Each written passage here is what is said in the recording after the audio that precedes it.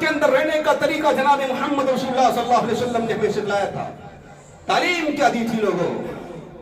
کن فی الدنیا کأنک غریب او عابر السبیل وعد نفسک من اہل القبور. دنیا کے اندر اجنبی مسافر کی طرح زندگی گزارنا اور اپنے آپ کو قبر والوں میں شمار کرنا. کون کر رہا ہے؟ ہم میں سے ہر ایک شخص اپنے آپ کو مال و دولت والے لوگوں میں شمار کرنا چاہتا ہے. ہم میں سے ہر ایک شخص باعزت لوگوں میں شمار کرنا چاہتا ہے. ہم میں سے ہر ایک شخص شہرت یافتہ لوگوں میں شمار اپنا کرانا چاہتا ہے. لیکن ہم میں سے کوئی شخص اپنے آپ کو قبر والوں میں شمار نہیں کر رہا.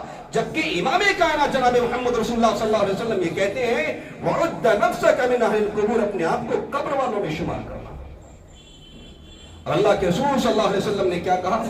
دنیا کی رعنائیوں، رنگینیوں اور لذتوں سے نکلنے کے لیے اکثروا ذکر حازم اللذات الموت، کثرت کے ساتھ لذتوں کو توڑ دینے والی، خواہشوں کو ختم کر دینے والی موت کو یاد رکھنا. ہم موت سے غافل ہو کر کے زندگی گزاریں.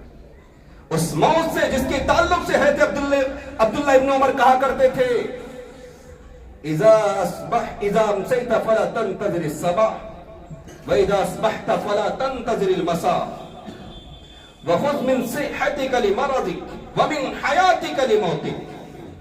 جب شام ہو جائے صبح کا انتظار نہ کرنا، جب شام ہو جائے صبح کا انتظار نہ کرنا، اور جب صبح ہو جائے تو شام کا انتظار نہ کرنا.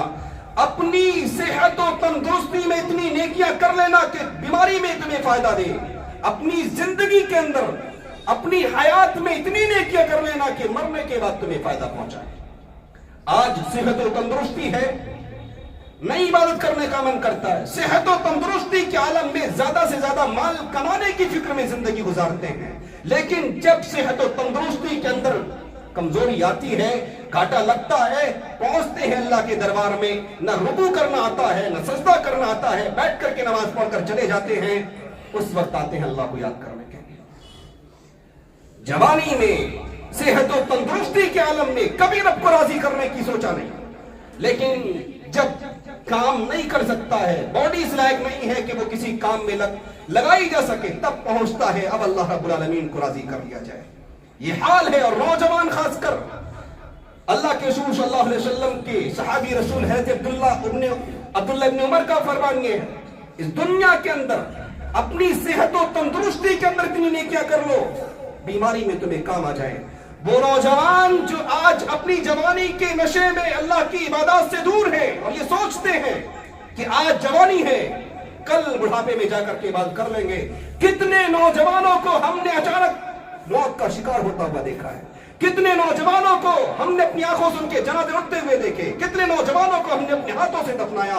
لیکن ہم نوجوان ہو کر کے ہم اس انتظار میں بیٹھے ہیں بڑھاپا آئے گا تو عبادت کر لیں گے.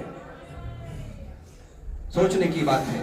آج صحت و تندرستی ہے، آج اللہ رب العالمین نے تمہیں جوان رکھا ہے. اللہ رب العالمین کو اس جوانی میں یاد کر لو، اللہ کو اس جوانی میں راضی کر لو، بڑھاپے میں تمہارے کام آ جائے گی. اگر اس جوانی میں تم نے اللہ رب العالمین کو راضی نہیں کیا، اللہ کی عبادت نہ کی، بڑھاپے میں کی جانے والی عبادت شاید کہ تمہاری کامیابی کے لیے کم پڑ سکتی ہے. سوچنے کی بات ہے. اور یہ زندگی چل رہی ہے، یہ زندگی کی سانسیں آج جاری ہیں. ان زندگی کو غنیمت جانتے ہوئے اللہ رب العالمین کو راضی کر لو. نہ جانے کب کہاں کس موڑ پر ہم میں سے کسی شخص کو موت کا فرشتہ لے جائے اٹھا کر. اور لوگوں آج اچانک کی موتیں ہو رہی ہیں. ایسی بیماریاں لاحق ہو چکی ہیں انسان کو جو موت کا سبب بن جاتی ہیں. لیکن ہم میں سے کوئی شخص عبرت حاصل نہیں کر رہا ہے. اور لوگوں کہاں زندگی گزار رہے ہو؟ آ جاتی ہے وہاں موت جہاں گھر نہیں ہوتے، آ جاتی ہے وہاں موت جہاں گھر نہیں ہوتے. بہتوں کو کفن تک بھی میسر نہیں ہوتے. ہم جوانی کے نشے میں اللہ رب العالمین سے دور ہیں کہ بڑھاپے میں جا کر عبادت کر لیں گے. کتنے نوجوان ایکسیڈنٹ کا شکار ہو کر کے مر جاتے ہیں، آن دا اسپاٹ جان نکل جاتی ہے. موت کو یاد کرو، موت کو یاد رکھیں گے دنیا ہمارے سامنے کچھ نظر نہیں آئے گی. لیکن جب ہم موت کو بھول جائیں گے ہمیں دنیا کی رعنائیاں، رنگینیاں بہت کیا ہے عالیشان نظر آئیں گی، بہت بہتر نظر آئیں گی. یہ ہری دنیا ہے، یہ سرسبز و شاداب دنیا ہے، یہ دنیا ہمیں اپنی طرف مائل کرتی ہے.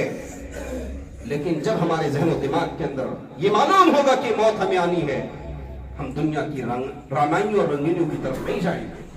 لہذا نوجوان، بزرگ، بوڑھے، بچے، سب کے لیے قرآن کا یہ پیغام کہ کل نفس ذائقۃ الموت، ہر ایک حال میں موت ہمیں اور آپ کو آنی ہے، لہذا موت کی تیاری کیجیے.